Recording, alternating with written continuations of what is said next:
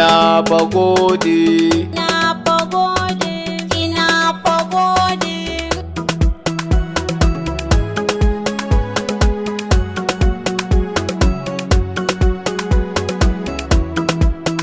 Fulatan yawo na zo ma da tambaya. Muna yawo kuna ganin mu muna yawo da littafi kuna ganin mu kamar irin ku muke ko muna kada shanu.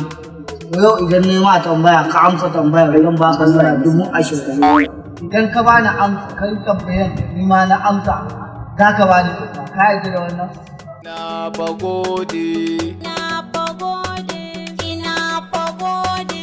Tambaya ita ce ya nisan ƙasa da sama take.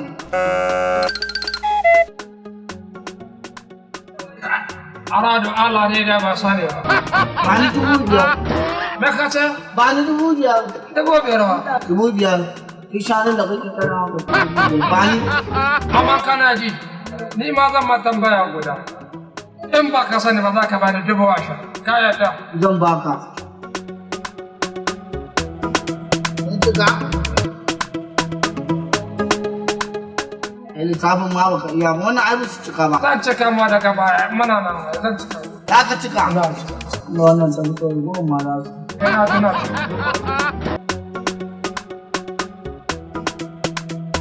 To kai professor, arad Allah yau sai na kada. To, mai ma tambaya ta. Ina jin ka. Tambaya ta ita ce. Wace dabba ce in tana kwance tana da kafa hudu? In ta fara tashi sai ka ganta da kafa hudu. In ta tashi sama za ka ganta da kafa biyu. In kwa za ta sabko kasa tana da kafa guda. Mace ce wata.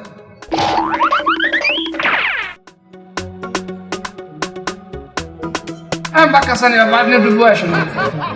A san ban mutuna. Ka ba da 20,000 ne a tawa lokacin da ba.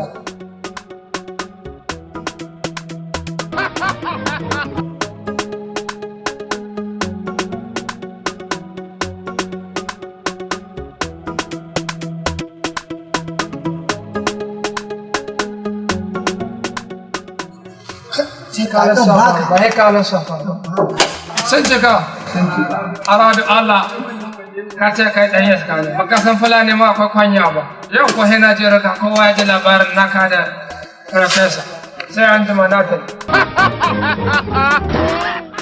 Kaga, zo mana. Ni yanzu ai tambaya ta ci. Ai tambaya ba ta kare ba. faɗa ba ji mana kana je kai farfesa in baka ba ni amsar da ba ta ban da ba ta amsar kuma wata dabba ce wata Wace dabba ce wannan? me? Wace dabba ce?